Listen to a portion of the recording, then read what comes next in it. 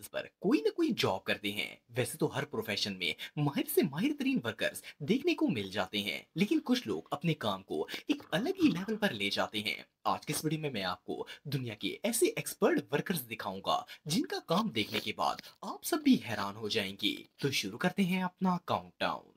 दोस्तों, दुनिया में सैकड़ों ऐसी कंपनीज हैं जो मोबाइलों को मैन्युफैक्चर करती हैं। वैसे तो मोबाइल बनाने का ज्यादातर काम मशीन ही करती हैं, लेकिन जब एक मोबाइल की स्क्रीन रेडी हो जाती है तो एक वर्कर इसे मैन्युअली चेक करता है। ये जो वीडियो आप देख रहे हैं, इसमें एक चाइनीज वर्कर मोबाइल के पैनल्स को टेस्ट कर रही हैं। ये एक एक स्क्रीन को एक डिवाइस के साथ कनेक्ट करती हैं और फिर इसके टच और कीज वगैरह को चेक किया जाता है। देखने में तो ये प्रोसेस बिल्कुल सिंपल सा लगता है, लेकिन हर रोज हजारों मोबाइल को चेक करना सर दर्द से कम नहीं होता। लेकिन ये वर्कर इतने एक्सपर्ट हैं कि पलक झपकते ही किसी भी मोबाइल चेक कर लेते हैं। ये सच में कमाल है।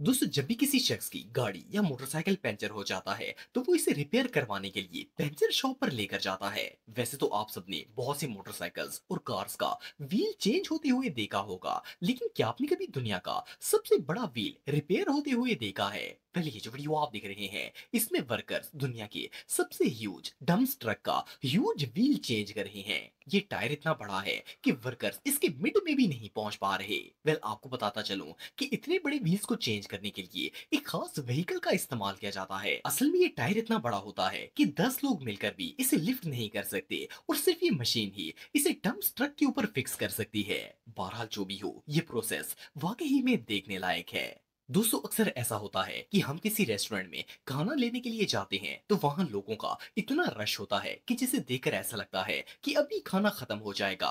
पर असल में ऐसे बिजी रेस्टोरेंट्स में सारा कमाल इनके शेफ्स का होता है। ये जो वीडियो आप देख रहे हैं, इसमें बिजी रेस्टोरेंट्स के शेफ किचन में कुकिंग कर रहे हैं। इनका काम इतना हार्ड है कि एक एक शेफ एक वक्त में कई चूल्हों पर एक साथ कुकिंग कर रहा है। वेल, ये शेफ्स बेचारे अपनी जान की बाजी लगा देते हैं और सबको खाना प्रोवाइड करते हैं, लेकिन फिर भी बाहर खड़े कस्टमर्स इतनी जल्दी में होते हैं कि इन्हें ऐसा लगता है जैसे कुक अंदर सो रहा है। सो नेक्स्ट टाइम आप जब भी किसी रेस्टोरेंट पर रश देखें तो आप जरूर समझ जाएं कि अंदर शेफ्स का नाइटमेयर चल रहा होगा। दोस्तों, आप सबने अक्सर नोट किया होगा कि हम मार्केट से जो भी फ्रूट खरीद कर लाते हैं, इनमें हर एक फ्रूट पर एक खास किस्म का स्टिकर लगा होता है। ये स्टिकर फ्रूट के एक या दो पीसेस पर नहीं, बल्कि हर एक पीस पर इंडिविजुअली लगाया जाता है। बेसिकली ये स्टिकर इस फ्रूट का ओरिजिन बताता है कि वो किस मुल्क से आया है, और साथ ही साथ इस स्टिकर से फ्रूट की प्रोडक्शन टाइप का भी पता चलता है। लेकिन क्या आप जानते हैं कि इतने ज्यादा फ्रूट्स के ऊपर ये स्टिकर्स लगाए कैसे जाते हैं? वेल, ये स्टिकर्स लगाना इस तरह के अमेजिंग वर्कर्स का कमाल होता है। एज यू कैन सी, ये माल्टो के कैरेट्स पर स्टिकरिंग का काम कर रहे हैं। इस वर्कर ने अपने हाथ में एक डिवाइस पकड़ी हुई है जिसमें हजारों के हिसाब से स्टिकर्स मौजूद हैं। ये इसे तरतीब से ऑरेंजेस के ऊपर इस तरह फेरते हैं कि हर एक ऑरेंज पर स्टिकर पेस्ट हो जाता है। एनीवे, जो भी हो, फ्रूट्स के ऊपर स्टिकरिंग का ये प्रोसेस वाकई में बहुत सेटिस्फाइंग है।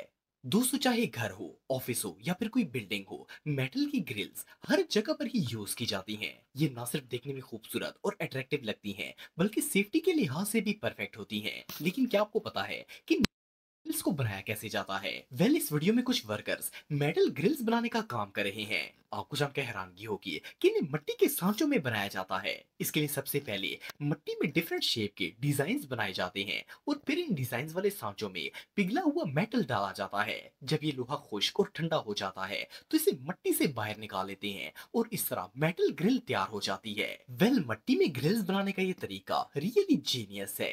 दोस्तों, अगर आप किसी लड़की से पूछें कि दुनिया का सबसे मुश्किल काम कौन सा है, तो इसका जवाब होगा घर के गंदे बर्तनों को धोना। ऑफ कोर्स, बर्तन धोने में तो हर औरत को ही मौत पड़ती है, लेकिन क्या हो अगर किसी को रेस्टोरेंट के सारे बर्तन धोने के लिए दे दिए जाएं? वेल, ये जो सुपर वर्कर आप देख रहे हैं, ये एक रेस्टोरेंट में डिश वॉश कर रहे हैं। इनकी बर्तन धोने की स्पीड इतनी फास्ट है कि इस वॉशिंग प्रोसेस को देख पाना भी मुश्किल है। और मजे की बात यह है कि इनमें से एक एक प्लेट बिल्कुल परफेक्टली वॉश भी हो रही है। एनिवेस, वर्कर को तो हर रेस्टोरेंट वाले ही हायर करना चाहेंगे।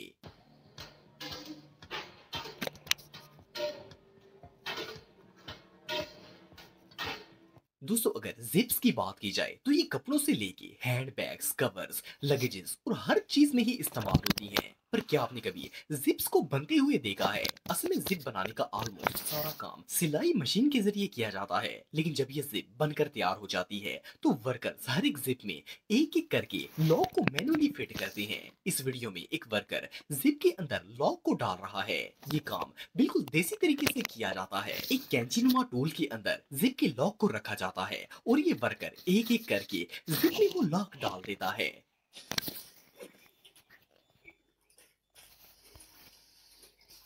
Damn.